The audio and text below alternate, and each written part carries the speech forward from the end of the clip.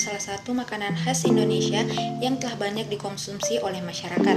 Tahu memiliki asam amino paling lengkap yang memiliki daya cerna yang tinggi.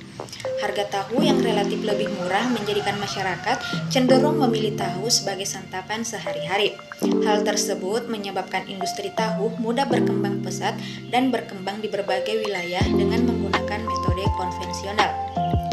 Industri tahu pada setiap proses produksinya akan menghasilkan limbah tahu, yaitu limbah tahu padat dan limbah tahu cair. Limbah padat berupa ampas yang berasal dari kacang kedelai, sedangkan limbah cair yang dihasilkan langsung dibuang ke sungai. Limbah tahu mengandung senyawa organik dengan pH yang rendah dan merupakan salah satu penyumbang polutan pada lingkungan perairan apabila tidak dilakukan proses pengolahan terlebih dahulu sebelum dibuang ke lingkungan. Limbah padat tahu biasanya dimanfaatkan untuk pembuatan tempe gembus, kerupuk ampas tahu, dan pakan ternak.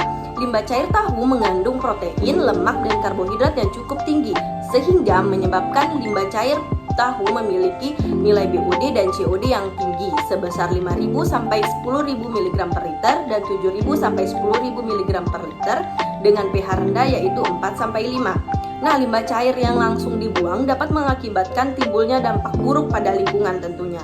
Pencemaran akibat limbah cair tahu menyebabkan lingkungan perairan menjadi kotor dan berbau.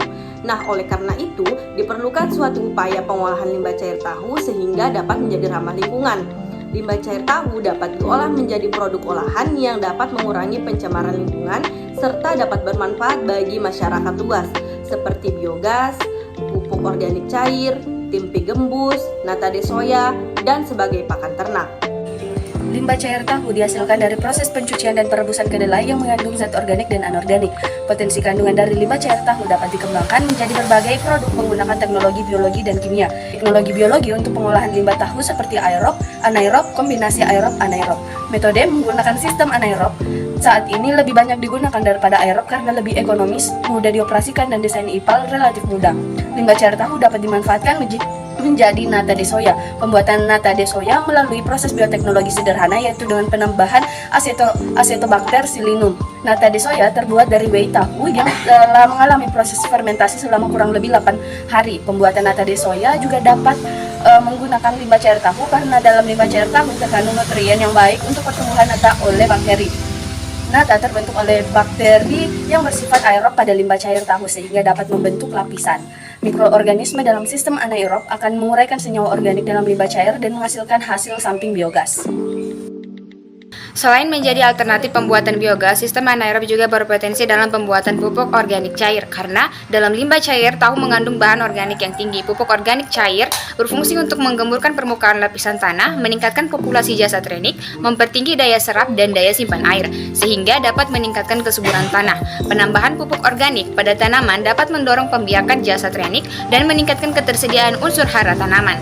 Air limbah tahu dapat digunakan sebagai pupuk organik cair karena mengandung natrium, fosfor, dan juga kalium yang relatif cukup tinggi. Limbah cair tahu dapat dijadikan alternatif baru yang digunakan sebagai pupuk organik karena limbah cair tahu mengandung berbagai nutrisi yang dibutuhkan oleh tanaman. Teknologi kimia juga dapat digunakan dalam pengolahan limbah tahu seperti plasma ozonasi untuk mengurangi bau busuk, pengurangan kadar COD dan TSS.